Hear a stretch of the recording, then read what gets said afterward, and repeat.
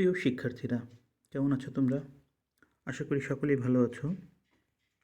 পূর্বের পাঠের ধারাবাহিকতায় আজও আমি আলোচনা করব আন্তর্জাতিক বাণিজ্য এই বিষয়টি নিয়ে। তোমরা যারা স্নাতক সম্মান চতুর্থ বর্ষের ছাত্রছাত্রী রয়েছো, আজকের এই পাঠ মূলত তাদের জন্যই।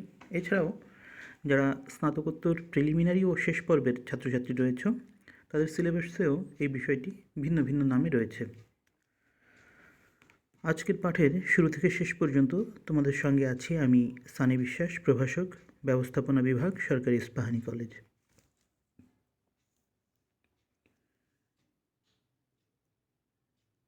গত পাঠে আমরা মিশ্র সাংস্কৃতিক যোগাযোগ ও সন্ধি স্থাপন এই বিষয়টি নিয়ে কথা বলেছিলাম। আজ মিশ্র সাংস্কৃতিক যোগাযোগ ও সন্ধি স্থাপন এই অধ্যায়ের শেষ পাঠটি আলোচনা করব। যেমনটি বলছিলাম, গত ক্লাসে আমরা পার্ট 1 এবং পার্ট 2 শেষ করেছি। আজ আমরা পার্ট 3 অর্থাৎ সন্ধি স্থাপনের ধারণা, প্রকারভেদ, প্রক্রিয়া, আন্তর্জাতিক সন্ধি স্থাপনের কৌশল, সন্ধি স্থাপনে সরকার ও বহুজাতিক প্রতিষ্ঠানের অবস্থান এই বিষয়টি নিয়ে কথা বলবো।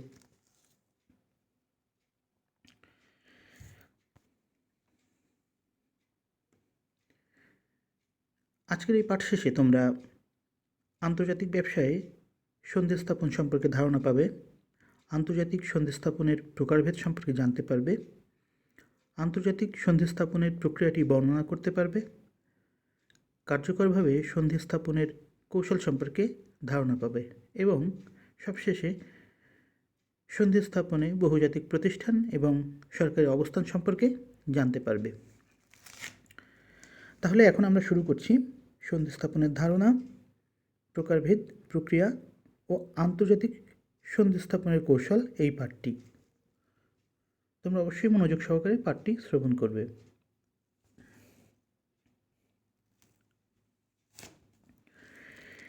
ব্যবসায়িক কার্যক্রম পরিচালনার পাশাপাশি নানা ধরনের কৌশলগত ব্যবসায়িক সিদ্ধান্ত গ্রহণের জন্য আন্তর্জাতিক ব্যবস্থাপকগণ অন্যান্য দেশের বিভিন্ন পক্ষের সাথে সন্ধি স্থাপন করে থাকেন। এই আন্তর্জাতিক ব্যবসায়িক সন্ধি স্থাপনে সাংস্কৃতিক পার্থক্য তৈরি হওয়া খুবই সাধারণ একটি বিষয়, কারণ বহু দেশ, বহু জাতি, বহু ভাষা, বহু সংস্কৃতির মধ্যে এই সন্ধি স্থাপনের ঘটনাটি ঘটে থাকে। সাফল্য অর্জনের জন্য ব্যবস্থাপকদের কৌশলগত সন্ধি স্থাপনের বিষয়ে গুরুত্ব দেওয়া প্রয়োজন। এই পাঠে আন্তর্জাতিক পর্যায়ে সন্ধি স্থাপনের বিভিন্ন দিক ও প্রক্রিয়া সম্পর্কে আলোচনার পাশাপাশি বিভিন্ন কৌশল সম্পর্কেও আলোকপাত করা হবে। সন্ধি স্থাপন বা নেগোসিয়েশন সকলের কাছে গ্রহণযোগ্য একটি সমাধানে পৌঁছানোর জন্য এক বা একাধিক পক্ষের সাথে দর কষাকষির প্রক্রিয়াকে সন্ধি স্থাপন বলা হয়। এটি একটি শিক্ষামূলক দক্ষতা যা শুধুমাত্র আন্তর্জাতিক ব্যবস্থাপকের জন্যই নয়, দেশীয় ব্যবস্থাপকগণের জন্যও অত্যন্ত গুরুত্বপূর্ণ। সাধারণত যে সমস্ত বিষয় নিয়ে বহুজাতিক প্রতিষ্ঠান ও তত্ত্বাবধায়ক দেশের মধ্যে আলোচনা হয় তা হল কর্মী নিয়োগের প্রক্রিয়া, প্রত্যক্ষ আর্থিক বিনিয়োগ, কর, মালিকানা নিয়ন্ত্রণ ইত্যাদি। এছাড়া যৌথ উদ্যোগ বা জয়েন্ট ভেঞ্চার গ্রহণ ও পরিচালনার বিষয়ে স্থানীয় সংস্থাগুলোর সাথে সন্ধি স্থাপন সংঘটিত হয়ে থাকে।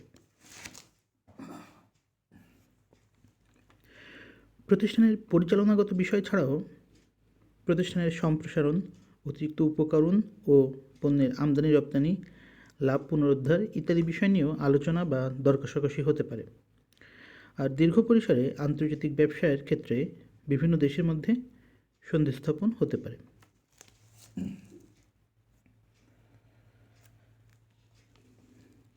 সন্ধি স্থাপনের প্রকারভেদ বা টাইপস অফ নেগোসিয়েশন।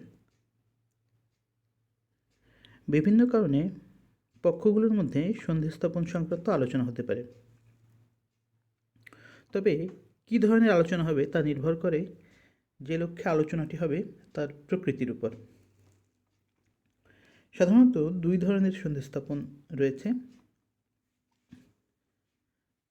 প্রথমে রয়েছে বিভাজক সন্ধি স্থাপন এবং এরপরে রয়েছে একীভূত সন্ধি স্থাপন।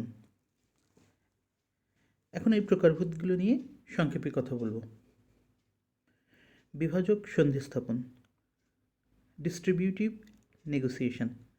যখন দুটি পক্ষ একটি নির্ধারিত মানের উপর ভিত্তি করে দুটি বিপরীতমুখী লক্ষ্য নিয়ে প্রতিযোগিতা করে এবং যা এক পক্ষের জন্য লাভ হিসেবে গণ্য হয় তা অন্য পক্ষের জন্য লোকসান হিসেবে গণ্য হয়, তখন সেই দর কষাকষিকে বিভাজক সন্ধি স্থাপন বলে। যেমন একটি পণ্যের কেনাবেচার ক্ষেত্রে ক্রেতার লক্ষ্য থাকে কম দামে জিনিস ক্রয়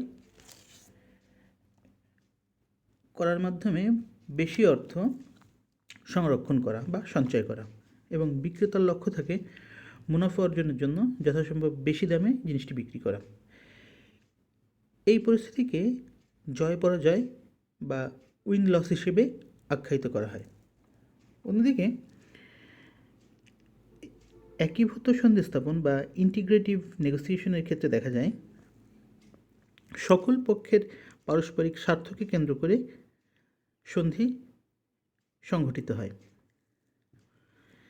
এখানে গঠনমূলক সমাধান আসে যা সকল পক্ষের জন্য উপকারী হয়। এই পরিস্থিতিতে কখনো উইন উইন বা জয় জয় পরিস্থিতি হিসেবেও আখ্যায়িত করা যায়। এ ধরনের পরিস্থিতিতে সম্পর্ক দীর্ঘমেয়াদী হয়ে থাকে এবং আন্তর্জাতিক ব্যবসায়ের ক্ষেত্রে এটি সবচেয়ে কার্যকর কৌশল হিসেবে বিবেচিত হয়, কারণ এখানে উভয় পক্ষেরই স্বার্থ সংরক্ষিত থাকে।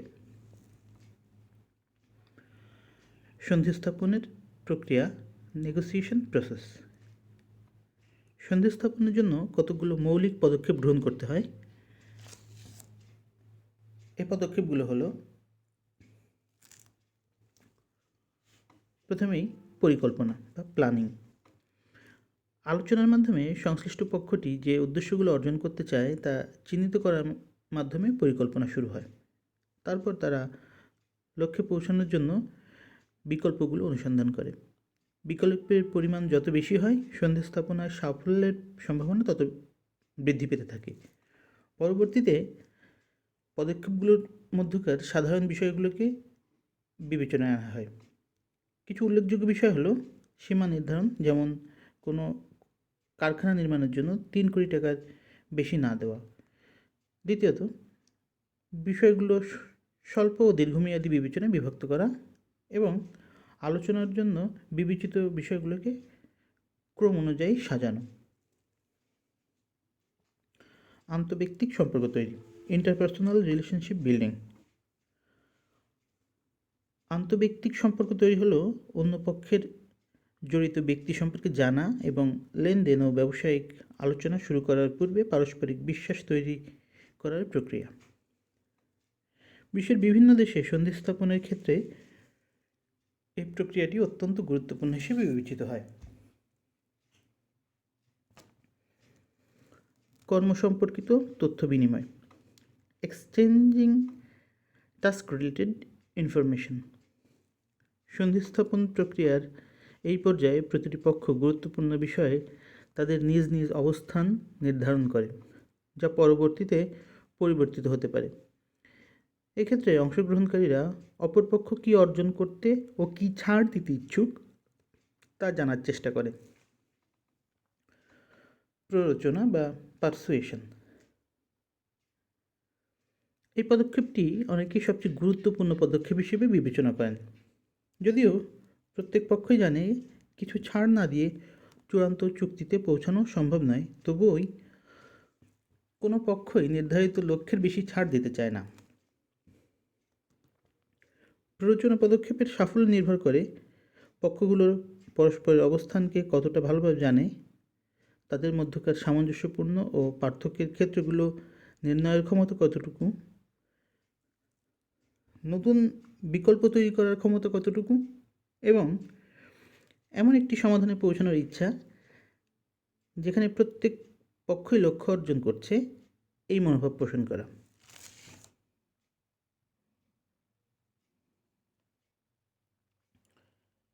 সর্বশেষ চুক্তি বা এগ্রিমেন্ট। সন্ধি স্থাপনের চূড়ান্ত পর্যায় হলো ছাড় দেওয়ার মাধ্যমে চূড়ান্ত চুক্তিতে বা সমঝোতায় পৌঁছে যাওয়া। ছাড় দেওয়া এবং সেই চুক্তি স্বাক্ষর করা। এই কৌশলগুলো সংস্কৃতিভেদে ভিন্ন ভিন্ন হয়ে থাকে। দক্ষ আলোচকগণ পূর্বেই তাদের ছাড়ের কৌশল সম্পর্কে জ্ঞাত এবং সচেতন থাকে। তাই আমরা বলতে পারি আন্তর্জাতিক ক্ষেত্রে কার্যকর সন্ধি স্থাপনের জন্য উভয় পক্ষের মধ্যকার সাংস্কৃতিক পার্থক্য বিবেচনা করা অত্যন্ত গুরুত্বপূর্ণ।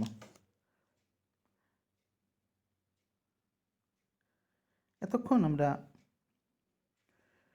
সন্ধি স্থাপনের যে প্রক্রিয়া রয়েছে সেই প্রক্রিয়ার 5টি ধাপ নিয়ে কথা বললাম।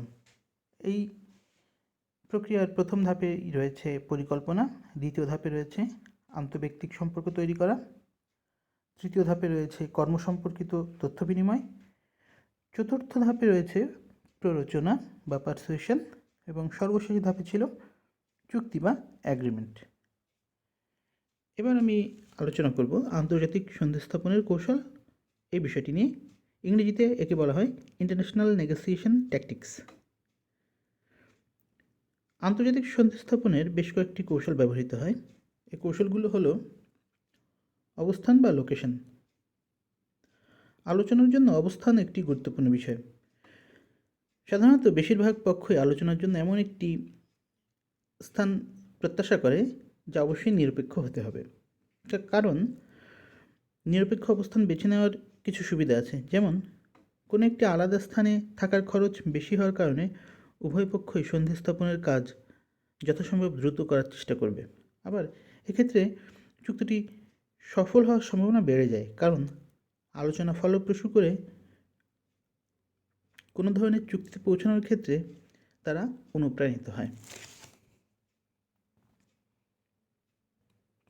সময়সীমা বা টাইম লিমিটস। যখন অন্য পক্ষের সময়ের সীমাবদ্ধতা থাকে তখন সময়সীমা একটি গুরুত্বপূর্ণ কৌশল হিসেবে বিবেচিত হয়। বিশেষ করে কোনো পক্ষ যদি অন্য পক্ষের দেশে সন্ধি স্থাপনের জন্য অবস্থান করে, সেক্ষেত্রে অপর পক্ষে তাদের নিজস্ব দেশে ফেরার একটি নির্ধারিত সময় থাকতে পারে। দেশে ফেরার পূর্বে তারা সাধারণত কোনো সিদ্ধান্তে পৌঁছানোর জন্য আগ্রহী হয়ে থাকে। নিরপেক্ষ কোনো অবস্থানে সন্ধি সংস্থাপনের ঘটনা ঘটলেও অনুরূপ ঘটনা ঘটতে পারে। অন্য পক্ষের অবস্থান বা পজিশনস অফ আদার পার্টিস। দক্ষ ব্যবস্থাপকদের অবশ্যই উদ্দেশ্য অর্জনের জন্য অন্য পক্ষের অবস্থান নির্ণয় করতে হবে।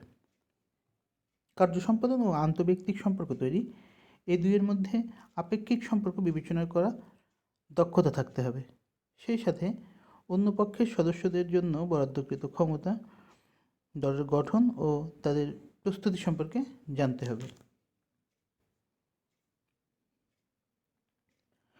সংস্কৃতিভিত্তিক পার্থক্য সম্পর্কে ধারণা, concept about culture based differences.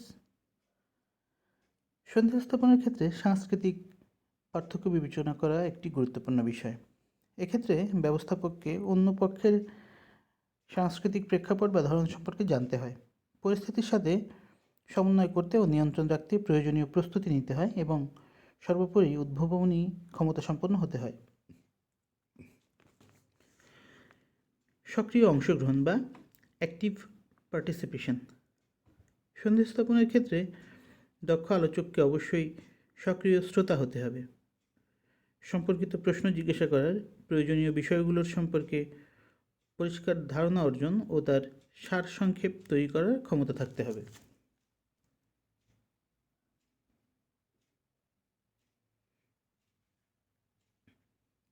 এই কৌশলগুলো ব্যবহারের মাধ্যমে আন্তর্জাতিক সন্ধি স্থাপনের ক্ষেত্রে যে কোনো পক্ষ সাফল্য লাভ করতে পারে।